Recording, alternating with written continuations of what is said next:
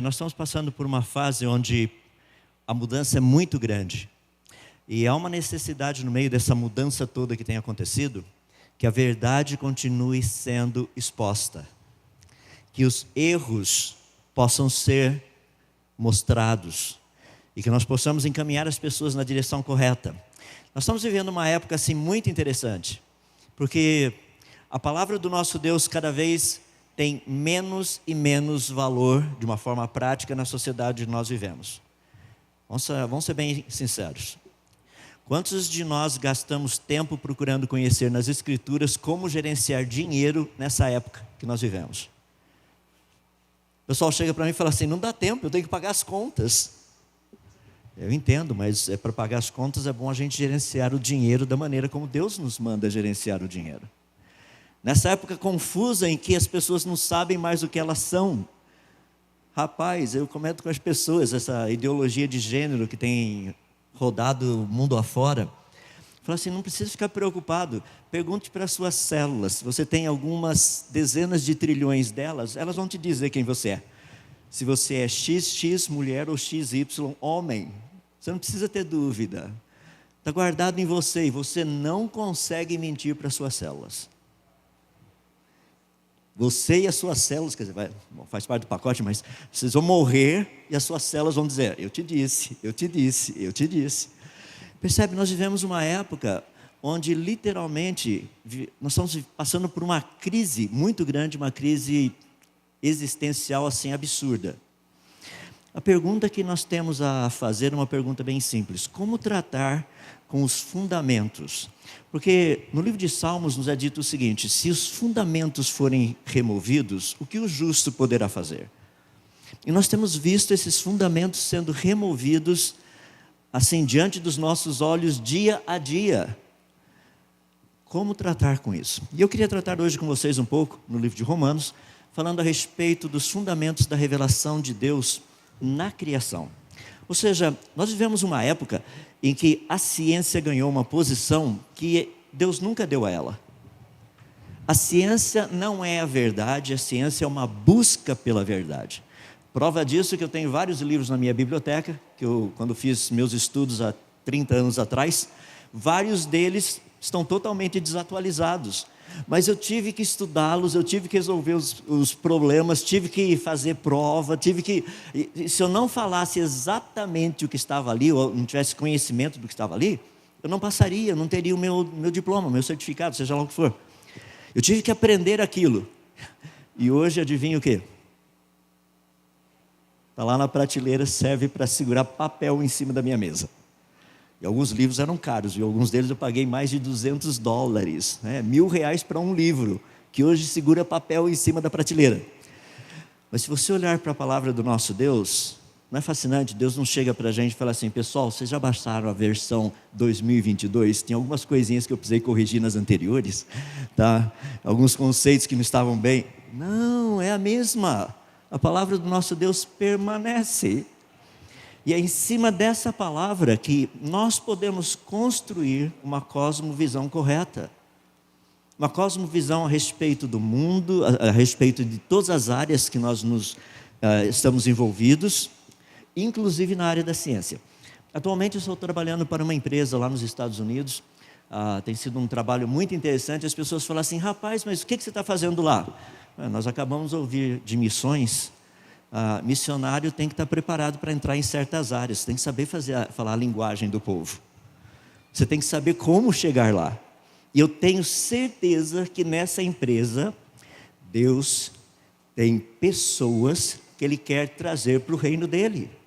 Ele não me colocou lá para ficar só resolvendo os problemas de física que o pessoal lá tem. Esse é um deles, sem dúvida. Mas você sabe que Deus tem sempre segundas intenções, quer dizer, eu vou colocar ao contrário, Deus tem sempre primeiras intenções e a gente fica com as segundas. Então trabalhar lá é a segunda intenção. A primeira é que o reino dele avance.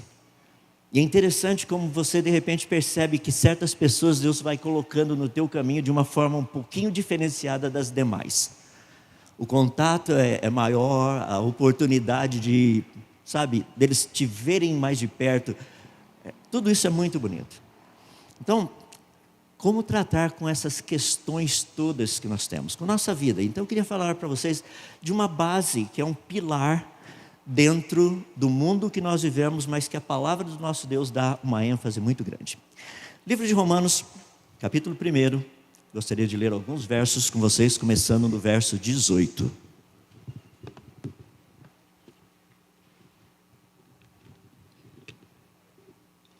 Eu estava trabalhando ontem com o pessoal lá na palestra e perguntei a eles, onde a água há?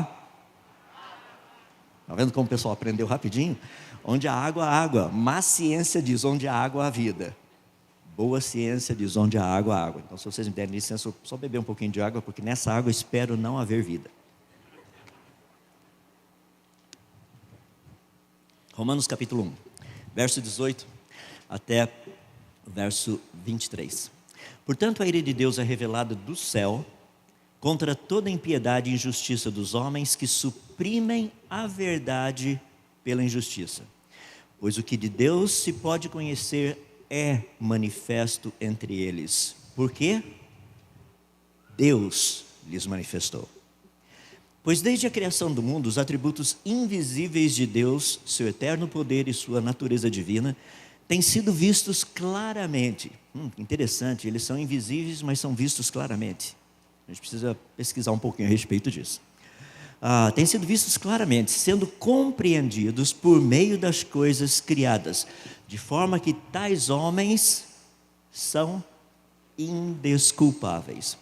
Porque tendo conhecimento de Deus, não glorificaram como Deus e nem lhe deram graças. Olha que coisa impressionante. Mas os seus pensamentos tornaram-se fúteis, e os seus corações insensatos se obscureceram.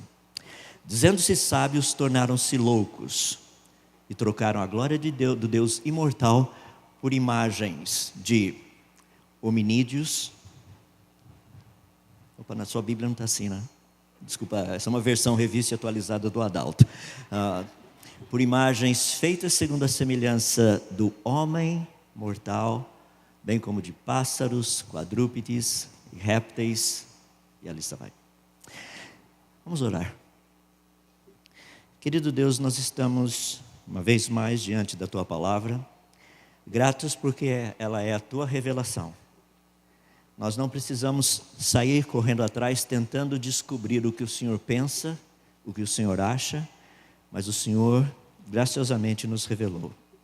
Pedimos a Ti, ó Deus, nesses momentos que passarmos juntos, clareza de pensamento, pedimos clareza também para ouvir, e que aquilo que ouvirmos possa fazer sentido, possa fazer parte da nossa vida, possa nos ajudar a como viver nos dias de hoje, dias tão difíceis, pessoas assim, um mundo totalmente desnorteado. Viver de maneira digna do Teu Evangelho, viver de uma forma que agrada ao Senhor. Se nós oramos humildemente no nome de Jesus, ajuda-nos. Amém. O livro de Romanos é muito interessante porque o apóstolo Paulo está escrevendo essa carta a uma igreja, obviamente na cidade de Roma, e ele procura corrigir algumas coisas, alguns conceitos, algumas ideias erradas que essa igreja tinha no que diz respeito ao Evangelho. Lembra que a essência da nossa vida é o Evangelho. Jesus disse, ide e pregai o Evangelho. O Evangelho são as boas novas, isso tem que permanecer, são boas novas todos os dias na nossa vida. E eu creio que você sofre do mesmo problema que eu sofro, que muitas vezes o Evangelho parece um pouquinho distante, né? Eu levanto segunda-feira de manhã, já estou preocupado com as coisas que vão acontecer, com o que tem que ser feito, e às vezes o Evangelho parece que fica no banco de trás do meu carro à medida que estou indo para o trabalho. É por isso que eu resolvi fazer o seguinte, vou todos os dias de manhã, indo para o trabalho, eu vou ouvir um sermão. Então, todo dia de manhã estou indo para o trabalho, são 45 minutos, 50 minutos, é o tempo normalmente que o pregador gasta para pregar. Se o sermão é muito curto, dá para ouvir 2. E se é muito longo, eu ouço o que falta quando eu estou voltando para casa. Por quê? Eu quero que o Evangelho tenha primazia. Eu estou dizendo que é uma luta, você deve ter essa luta, eu tenho essa luta. Nós não colocamos Deus como prioridade na nossa vida o tempo todo. Um dia será assim. E que abençoado dia vai ser esse. Esta mensagem foi gravada durante o evento da Consciência Cristã e faz parte de uma série de outras mensagens que estão disponíveis no Bless, uma plataforma de estudos bíblicos focada em te auxiliar na sua jornada de fé. Acesse o link que está na descrição e saiba mais. Mas por enquanto nós lutamos com essa dinâmica, essa vida, nós, o mundo ao nosso redor, nosso inimigo, querendo nos afastar, nos levar para longe do Senhor, dos pensamentos do Senhor. E Paulo, de uma forma muito bonita, trabalha esse aspecto com essa igreja, trazendo novamente alguns conceitos errôneos que essa igreja tinha com respeito ao Evangelho. E uma das coisas que ele trata, logo no seu comecinho, é a respeito da revelação de Deus. Eu gostaria só de colocar de uma forma bem simples para nós entendermos. Deus se revela a nós de 3 formas diferentes, através de 3 livros. Eu vou pegar as 3 principais e tem derivações dessas, tá? Mas as 3 principais são as seguintes. A que eu vou tratar aqui, que está no livro de Romanos, nesse primeiro capítulo, que é o livro das obras de Deus, a natureza. Deus se revela a todos os seres humanos, a todos, através da natureza. Não tem como. E a gente vai discutir um pouquinho a respeito disso. Ao mesmo tempo, Deus se revela a nós também por meio do livro das suas palavras, a Bíblia. E a Bíblia é uma revelação espetacular, por quê? Porque nela nós entendemos o que Deus gosta, o que Ele odeia, o que Ele detesta, entendemos sobre o seu amor, entendemos também sobre a sua ira, nós entendemos sobre os seus propósitos para a nossa vida, entendemos quais são os alvos, quais são os planos, qual a maneira dele agir. Esse é o livro das suas palavras. Mas também tem um terceiro livro, que é um livro espetacular, que é o livro da sua imagem, Jesus Cristo.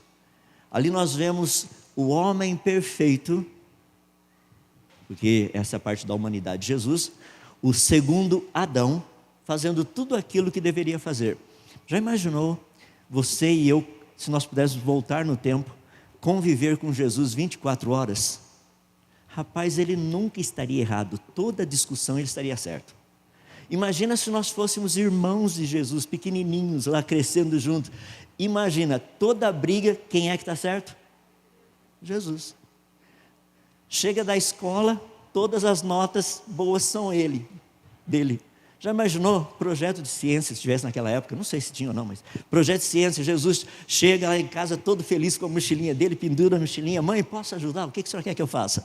Daí entre os outros irmãozinhos todos chateados, né? Ninguém nem pergunta para a mãe, ninguém fala nada. Daí a Maria ia perguntar, o que aconteceu com vocês? Jesus tirou 10 de novo no projeto de ciências. Também, né? Percebe? Ele é a imagem, ele é o livro da imagem de Deus. Quando nós lemos os evangelhos, nós vemos quem Ele é. Nós vemos como nós deveríamos ser. Então nós temos esses 3 livros específicos, que são os livros da revelação de Deus para nós. Deus usa a nossa consciência também? Sim, Ele usa a nossa consciência. Se você ler Romanos capítulo 2, Ele vai falar justamente sobre isso. Mas o capítulo 1, Paulo está focando primariamente nesse livro da revelação de Deus, que é especificamente o livro das suas obras, a natureza.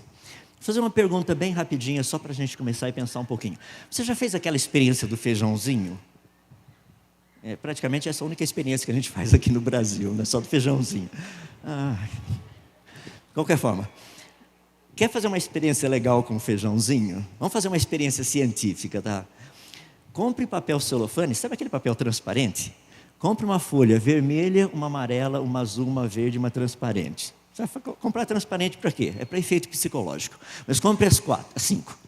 Daí você pegue um copinho, coloque o algodãozinho, coloque 5 feijãozinhos, mas não pega copinho transparente não, porque senão não funciona, tá? Pega um copinho que seja opaco, ou seja, a luz não passa, só vai passar pela parte de cima, onde tiver o topo. Então ali dentro você coloca o seu algodão, você vai colocar 5 feijãozinhos em cada um deles, e você vai fechar a tampa do copo com o papel celofane.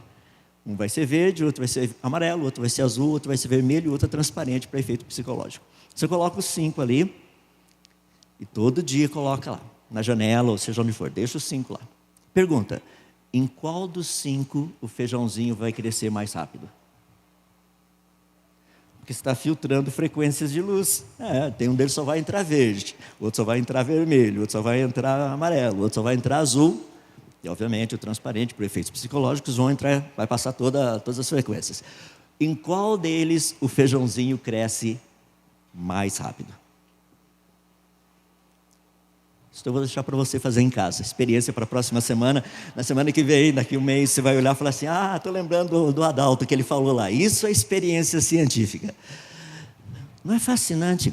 Daí você vai parar e pensar. A hora que você olhar isso aí, você vai chegar e falar assim: deixa eu dar uma olhadinha lá na internet. Quais são as frequências de luz que o Sol emite? São as mais importantes. Quais são as que ele menos emite? E qual a relação disso? Você vai falar assim: agora entendo, é por isso que as plantas são desse jeito. Errado, é por isso que Deus criou o sol e as plantas desse jeito. Porque os dois se encaixam. Deus é um Deus que trabalha com eficiência. Para que ele ia colocar uma estrela que produz um monte de coisa que a gente não usa? Deus é um Deus eficiente. Mais uma, só para a gente pensar, eu estou falando um pouquinho dessa revelação de Deus, daí a gente vai entrar no texto. Você já plantou milho ou feijãozinho, né? Vamos voltar ao feijãozinho aí. Planta o feijãozinho lá no fundo do quintal. Obviamente você vai querer um pé de feijão. Só por curiosidade, pé de feijão produz o quê? Ser humano produz o quê? Ser humano. Interessante, nós nunca evoluímos, não é assim que funciona? É bem reto e direto, por quê? Porque Deus deixou evidências para nós entendermos todas essas coisas. Mas pega o seu grãozinho de feijão lá. Você já percebeu que no feijãozinho vem escrito assim do lado: este lado para cima? Você nunca percebeu? Olha lá, está bem escrito, é pequenininho, letras minúsculas, está escrito assim, esse lado para cima. Porque se você plantar do lado errado, ele vai crescer para baixo, e a raiz fica para cima, não funciona. Não é assim, certo? Você coloca o feijãozinho lá. Não é interessante que o pezinho de feijão vai para cima? Quer fazer uma experiência legal? Pegue um feijãozinho, coloque em volta um fiozinho, pode ser fio de cobre bem fininho, e tem que ficar num lugar úmido. Então você pendura esse feijãozinho no meio do algodãozinho. Hora que a pontinha do feijão começar a aparecer, vira o teu fio de cobre, sabe para quê? Para que a pontinha do feijão agora fique para baixo. Sabe o que vai acontecer com esse brotinho de feijão? Ele vai virar e começar a subir. Sabe o que você faz? A hora que ele começar a subir, vira de novo apontando para baixo. Sabe o que vai acontecer? Ele vai dar a volta e vai subir de novo. Isso é experiência científica. Rapaz, como é que o pezinho de feijão, aquele negocinho, sabe para que lado é para cima?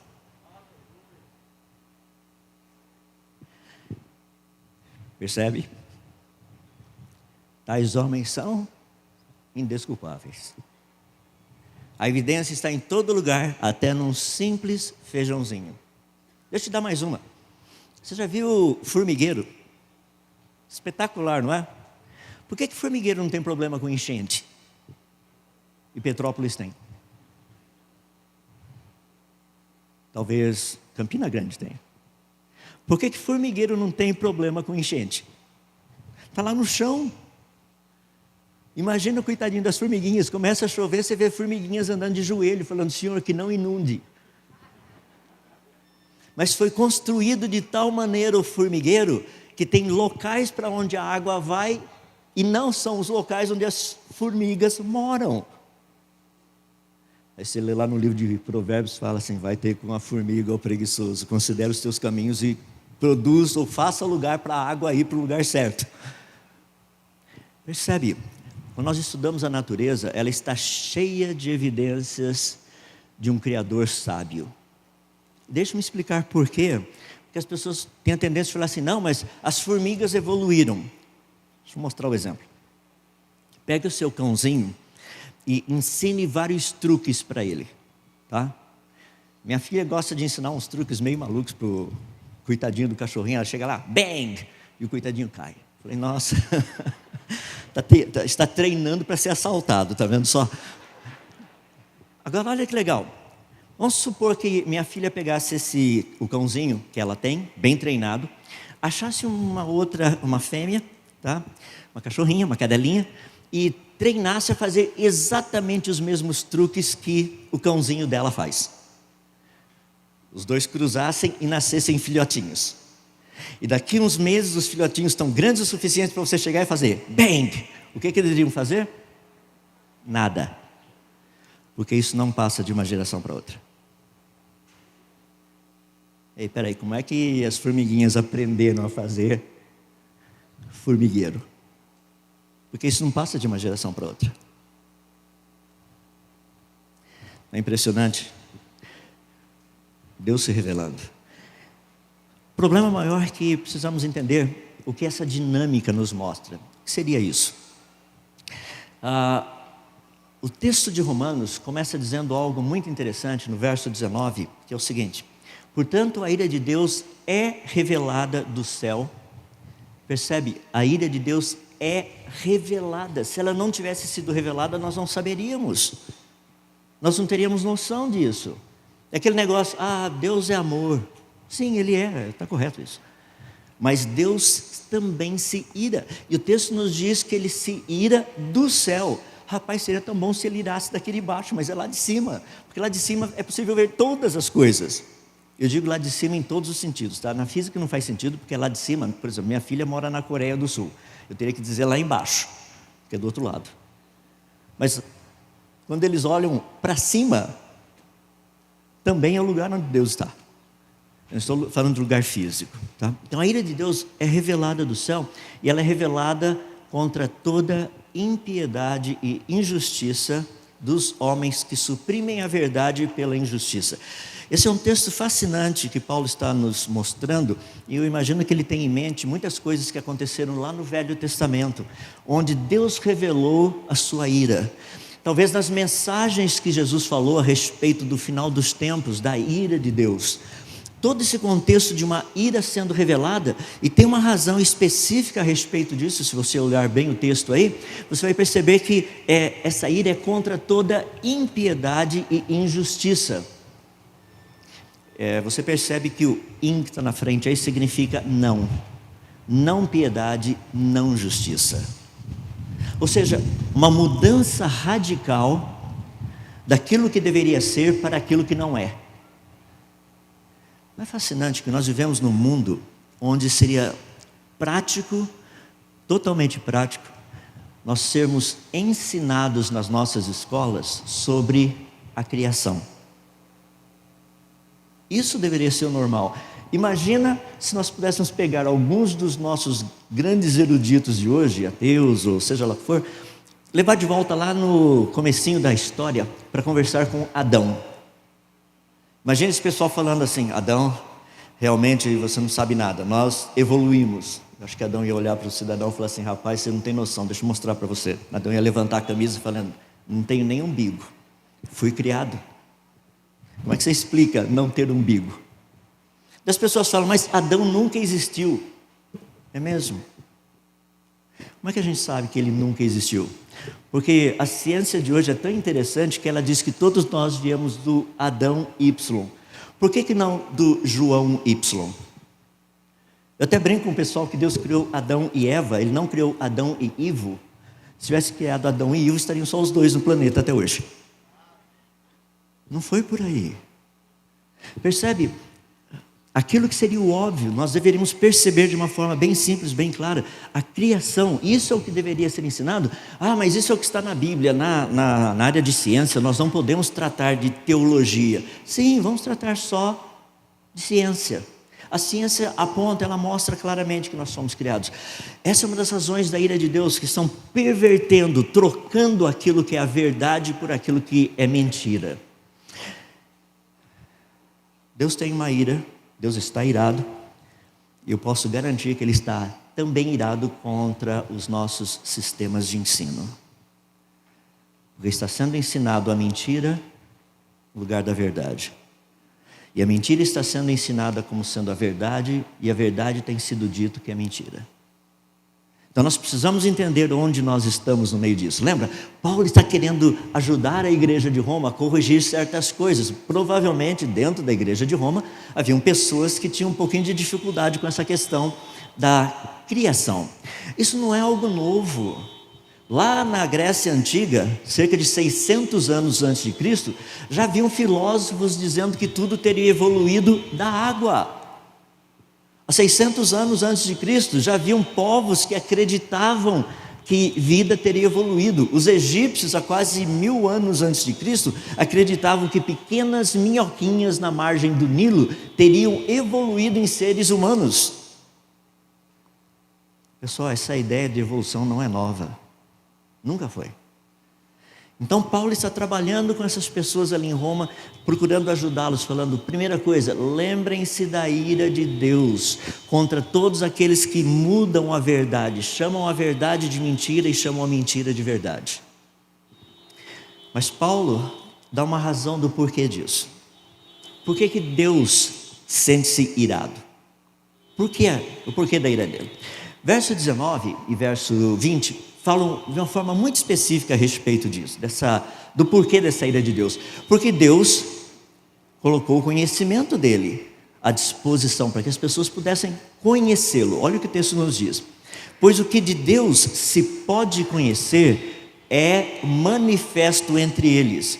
Perceba duas coisas muito interessantes. O que de Deus se pode conhecer, ou seja, o que é possível conhecer de Deus, que Deus quer que as pessoas conheçam, que é o básico, que é o que nós veremos no próximo versículo, é simplesmente espetacular. E é possível conhecer por quê? Porque Deus lhes manifestou. Rapaz, olha só que coisa fascinante, voa. Eu estou falando do passarinho que estava voando ali assim. Já imaginou a gente fazer coisa, quer dizer, nós temos feito coisas parecidas, eles só não se reproduzem. Então é bem interessante, sabe? A gente faz o passarinho voando e tudo mais, de qualquer forma. Percebe o contexto? Deus está falando, o que é possível conhecer de mim, através da criação, eu fiz questão que as pessoas soubessem. Bem reto e direto, bem claro. Deus manifestou. Mas olha o verso 20, como Deus coloca isso de uma forma espetacular. Pois desde a criação do mundo, ou seja, desde Adão e Eva até agora, os atributos invisíveis de Deus, e aí Paulo menciona dois específicos, que é o que se pode conhecer por meio da criação. Seu eterno poder e sua natureza divina têm sido vistos claramente por meio, sendo compreendidos por meio das coisas criadas, de forma que essas pessoas elas são indesculpáveis. Ou seja, a razão da ira de Deus é que Deus se revelou, Ele deixou claro. Não tem como. Deus falou assim, olha, isso aqui é sinal de inteligência. Se você quer conhecer um pouquinho mais, vá hoje à tarde lá aprender um pouquinho mais sobre o design inteligente que nós encontramos na natureza. Planejamento, complexidade, isso não surge por acaso. No entanto, essas pessoas abandonam essa ideia de que Deus é o autor por trás de tudo isso. E o que acontece? Aí nós temos que ver por que Deus está tão irado assim dessa manifestação dele. Ou seja, o que de Deus se pode conhecer é manifesto entre eles, é por isso que eles são indesculpáveis. E as duas coisas que Paulo cita são muito interessantes. Ele diz assim, primeiramente, que os atributos invisíveis de Deus são claramente vistos. Então, como que algo invisível pode ser claramente visto? Deixa eu me dar um exemplo e daí eu vou discutir um pouquinho mais o contexto. Um dos atributos invisíveis de Deus é ser eterno. Isso não é visível, não tem como ver. Deus é eterno, como é que eu sei que Deus é eterno? Ou, pior ainda, o que significa ser eterno? Para que eu e você entendêssemos o que significa ser eterno, que é um atributo invisível de Deus, Ele criou o tempo. Agora, tendo criado o tempo, eu consigo entender o que significa ser eterno. Olha que coisa fascinante. Sem usar o conceito de tempo, não pode usar o conceito de tempo, me explique o que significa sempre. Não pode usar o conceito de tempo. Deixa eu pegar o outro lado, o negativo. Tente explicar o que significa nunca. Imagina Deus chegar para a gente, se Deus não tivesse criado o tempo, e Ele dissesse o seguinte, eu sempre existi. Não faria sentido. O que significa sempre? Deus iria dizer, eu nunca deixei ou deixarei de existir. Senhor Deus, o que significa nunca? Percebe como Deus foi brilhante em ter criado o tempo? Ele criou o tempo para que nós entendêssemos, para que nós víssemos um atributo invisível dele. É por isso que pessoas fazem uma confusão muito grande, né? Chegam para mim e falam assim: quando que Deus veio a existir? Eu falo assim: não, eu vou fazer uma proposta que é mais complicada ainda. Quando o tempo foi criado?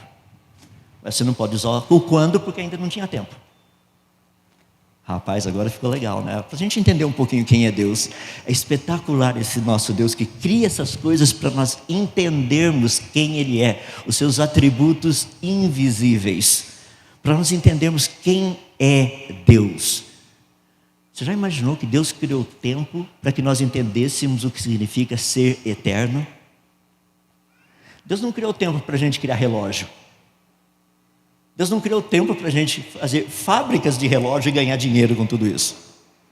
Não, Ele criou tempo para que nós entendêssemos um dos seus atributos invisíveis.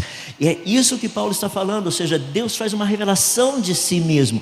Ele mostra que a natureza foi trazida à existência para refletir quem Ele é, os seus atributos invisíveis. Imagina a grandeza do nosso Deus. As pessoas chegam e falam para mim: Deus é grande. Eu falo: amém, irmão, Ele é muito grande. Deixa eu fazer uma pergunta para o irmão: quão grande é Deus? Deus é muito grande. Ô irmão, o senhor não falou nada até agora, o senhor só falou que Deus é grande. Continua, vamos para o próximo passo. Quão grande é Deus? Não, o irmão não tem noção do quão grande é Deus. Eu volto para o irmão e falo: irmão, até agora o senhor não falou nada. Vamos colocar isso de forma prática. Daqui até o Sol são 150 milhões de quilômetros. Eu acho que Deus é grande. Não, peraí, isso é pequeno. A estrela mais próxima da gente está além do Sol, está a cerca de 41 trilhões de quilômetros. A estrelinha mais perto da gente. Eu acho que Deus é grande, mas essa é a estrelinha mais perto da gente. Você sabia que para a gente ir de uma extremidade da nossa galáxia até a outra, são 100 mil anos-luz, e um ano-luz equivale a 9,5 trilhões de quilômetros. Eu acho que Deus é grande. O senhor sabia que a galáxia mais próxima da nossa galáxia está a 2,5 milhões de anos-luz? Lembra que um ano-luz é 9,5 trilhões de quilômetros. Então você vai precisar pegar 2,5 milhões, multiplicar por 9,5 trilhões. Eu falo para o irmão: eu acho que Deus é grande. Ô irmão, sabia que o universo que nós moramos deve ter aproximadamente 93 bilhões de anos-luz? Então você vai precisar pegar 93 bi, multiplicar por 9,5 tri, daí você começa a ter uma ideia do universo. Fala assim: irmão, deixa eu contar para o senhor. Você sabia que a Bíblia diz que Deus mediu os céus a palmos? Imagina tomar uma bolacha do Senhor Deus para você ver o que acontece. Terrível coisa cair nas mãos do Deus vivo. Literalmente. Percebe? Agora nós começamos a ganhar uma noção de quem Deus é. É por isso que todas essas coisas foram trazidas à existência. Porque quando Deus diz que Ele é grande, Ele não está brincando. Ele é um grande Deus. É por isso que Deus nos convida a trabalharmos com Ele. Não é porque nós sejamos capazes, é porque Ele é grande. Não porque nós sejamos inteligentes, mas porque Ele é o Todo-Poderoso Sábio.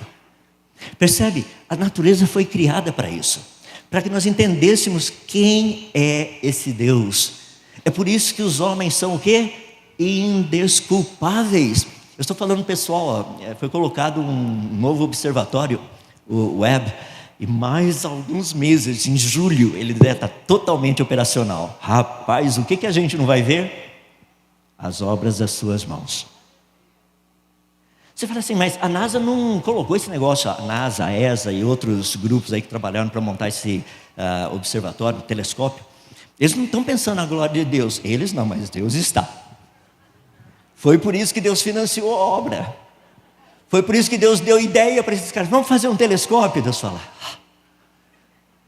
tem que ser um telescópio que nos ajude a ver como foi logo no início. Deus fala: olha para a minha palavra, mas tudo bem, vamos usar o telescópio. Dai a César o que é de César, dai a Deus o que é de Deus. Vamos montar o telescópio, vamos olhar lá no comecinho, vamos ver. É porque o Hubble foi muito interessante. O Hubble consegue ver bem longe.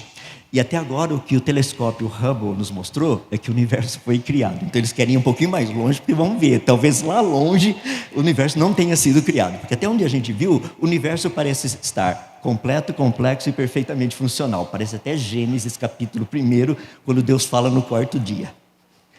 As pessoas falam, a gente vai precisar ver um pouquinho mais longe. É por isso que eu estou super animado com o telescópio Webb. A gente vai ver pelo menos 10 vezes mais longe, com mais clareza. Já viu, né? Deus não gosta de coisa míope. Ele falou assim, vou deixar bem claro agora. Vamos colocar um bom telescópio, melhor ainda. Eu vou custear tudo, vou ter ideias brilhantes, o pessoal vai fazer, e sabe o que é melhor ainda? Vai funcionar. Você consegue imaginar o que significa fazer com que um espelho de aproximadamente 1,60 m vire para um lado, para o outro, para cima ou para baixo, a uma distância de 3 átomos? Tenta fazer um motorzinho desse jeito. É espetacular o negócio. Está feito, está funcionando de acordo com o planejado. Eu não sei quantos de vocês, mas o que eu orei para que desse certo, para que o negócio não explodisse quando estivesse subindo, sabe? Falei, Senhor, por favor, o projeto foi tão bom até agora. Eu sei que o Senhor pode fazer qualquer coisa, mas coloca lá. E não é que Deus manda esse negócio, chega lá no que a gente chama de ponto de Lagrange, o ponto 2, e ele está parado, estabilizado, certinho, tudo abriu do jeito que era planejado, e agora só estão fazendo os alinhamentos dos espelhos, e mais alguns meses tudo funcionando. Para quê? Para o louvor da sua glória. Para que aqueles que o conhecem possam olhar para as imagens, para os resultados dessa pesquisa e falar, Senhor, grandes são as tuas obras. Para que a gente possa olhar para todas essas coisas e falar, não há Deus como o Senhor.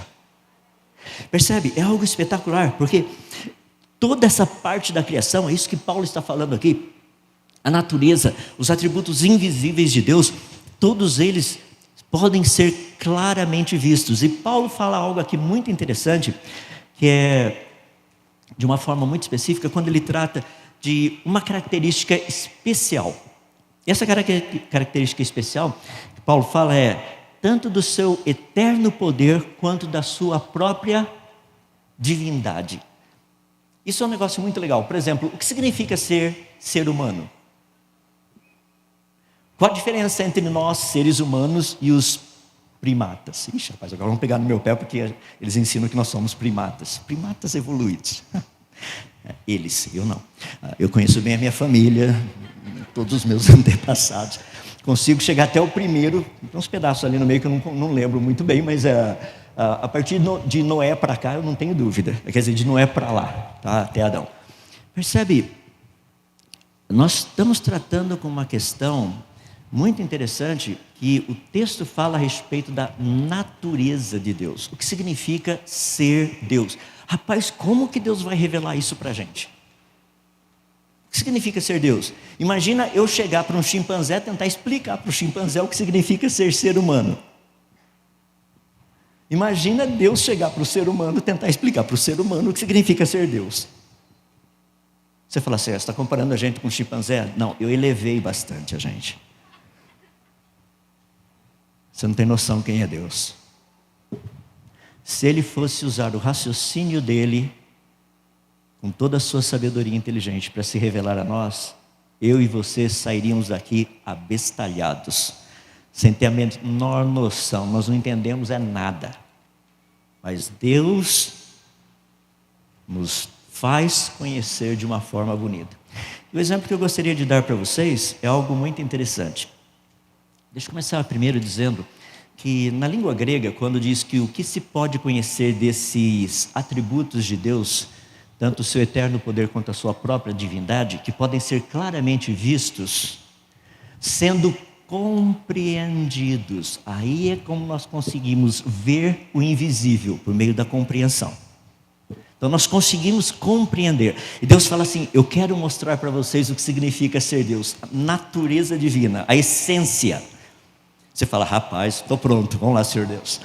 E o que você esperaria que Deus fosse fazer? te dar um trabalho, um tratado teológico, não é? Olha, estude esses 50 volumes de teologia. Não estou dizendo que teologia não seja boa, não é isso que eu estou dizendo, tá? Por favor. Estude esses 50 livrões desse tamanho, 1000 páginas cada um de teologia, e daí você irá entender o que significa ser Deus. Sem dúvida, através das Escrituras nós aprendemos muito a respeito do que Ele gosta, como eu já mencionei, do que Ele odeia, todas essas coisas. Mas o que significa ser Deus? Por que Deus disse de uma forma tão bonita, tantas vezes no Velho Testamento, não existe outro Deus, não que eu conheça. Não tem nenhum. Como é que Deus pode fazer uma afirmação dessa? E aí entra a parte que é bonita, porque essa é uma evidência que está na natureza. Um dos cursos que eu fiz de matemática, que foi muito interessante, foi estudar geometria, formas. Isso é muito legal, porque geralmente a gente estuda assim o círculo, né? Por falar nisso, quer ver que legal? O que seria uma reta? Descreva uma reta em função de um círculo.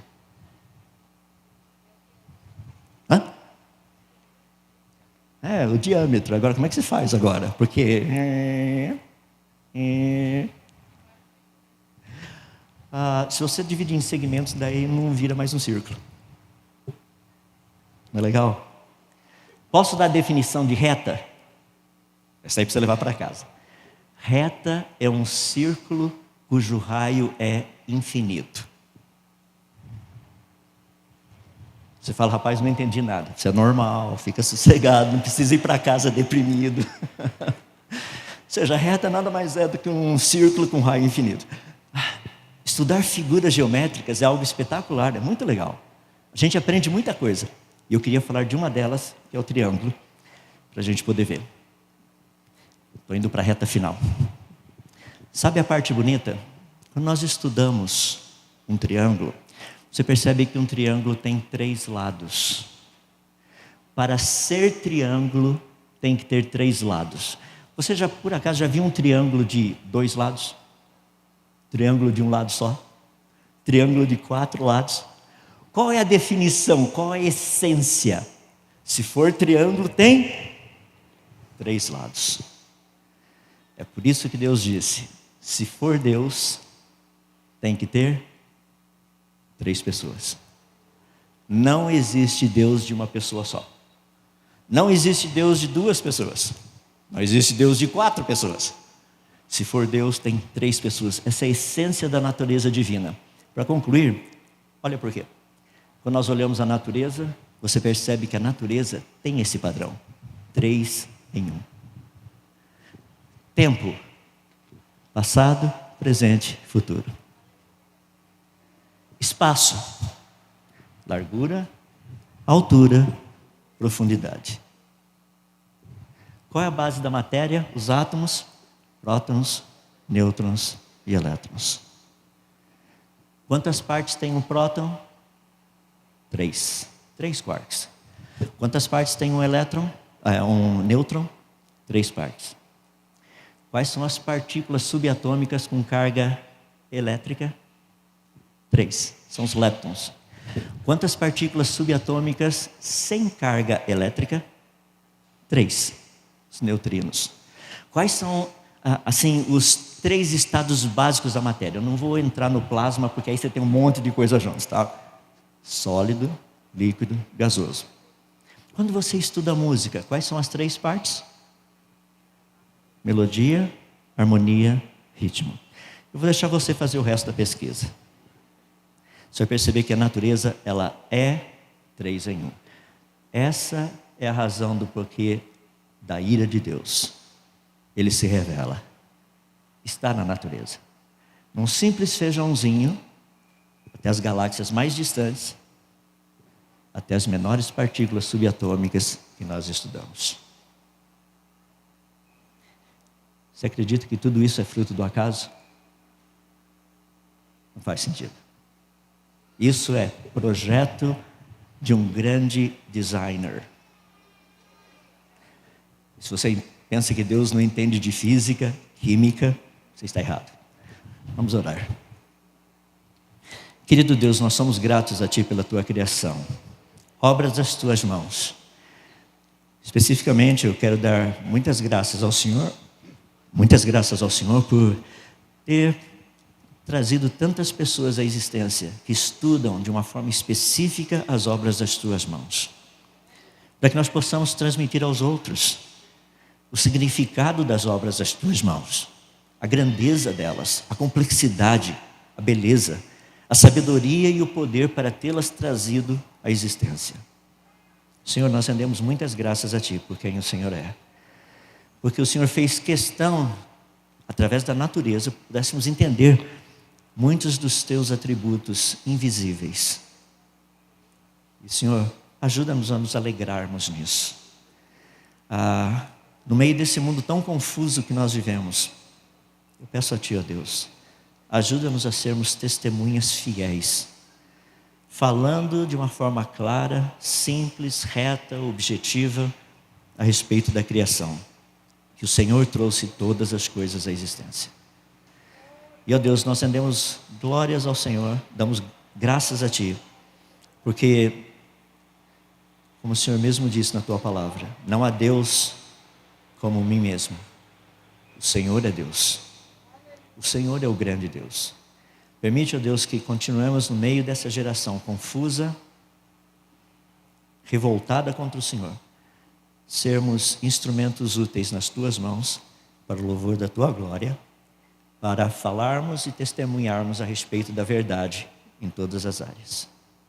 Continua abençoando esse evento, Pastor Elder, todos aqueles que fazem parte do pacote todo, que esse evento continue para o louvor da Tua glória.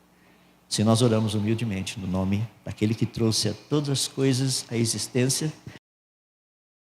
Esta mensagem foi gravada durante o evento da Consciência Cristã e faz parte de uma série de outras mensagens que estão disponíveis no Bless, uma plataforma de estudos bíblicos focada em te auxiliar na sua jornada de fé. Acesse o link que está na descrição e saiba mais.